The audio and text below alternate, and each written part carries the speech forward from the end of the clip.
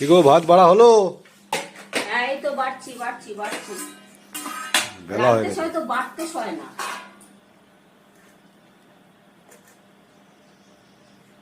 দেখেছ? কি বলছিলে, গরম ঘি?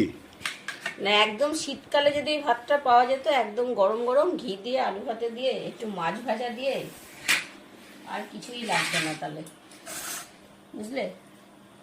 দেখো নিম বেগুন দেখেছো? হ্যাঁ দাও। হেভি তেতো হবে আজকে। 3 আটি বড় বড় নিম পাতার পুরো এর মধ্যে দেওয়া আছে, প্রচন্ড তেতো হবে আজকে। নাও, তেতো ভালোবাসো, তেতো দিয়েই ভাত খাও। ছোটা খাবে না তুই তো? না, ও নিম পাতা খায় না।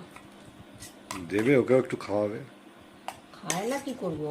অত বড় বড় ছেলেদের খা খা করে তো তেলাতে ভালো লাগে না, জানো তো। আর এই যে বন্ধুরা, চাটনি বানাওনি আজকে? হ্যাঁ ধনেপাতার চাটনি তোমার জন্য বানাতে হবে না বাবা, ওইটা তোমার সবচেয়ে প্রিয়, ওইটা তোমায় বানাতেই হবে। দাঁড়াও আগে মাছের, এই দেখো কালার দেখেছো মাছের ঝোলের? দেখো বিয়ে বাড়ির মাছের ঝোল ফেল, দেখেছো? কালার দেখেই পেট ভরে যাবে।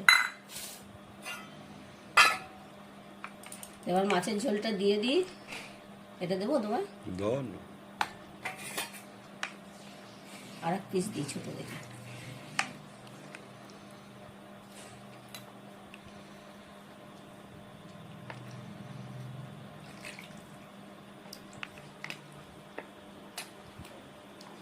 আমারটা এর মধ্যেই থাক। এই যে তোমার ধনেপাতার চাটনি, চাটনিটা দেখো দারুণ হয়েছে। দেখেছো?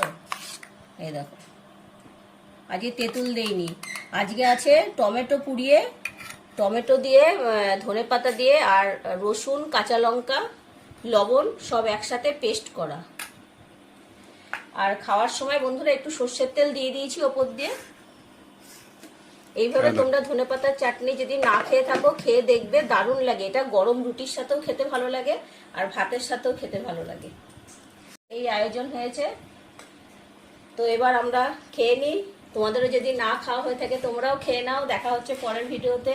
টাটা।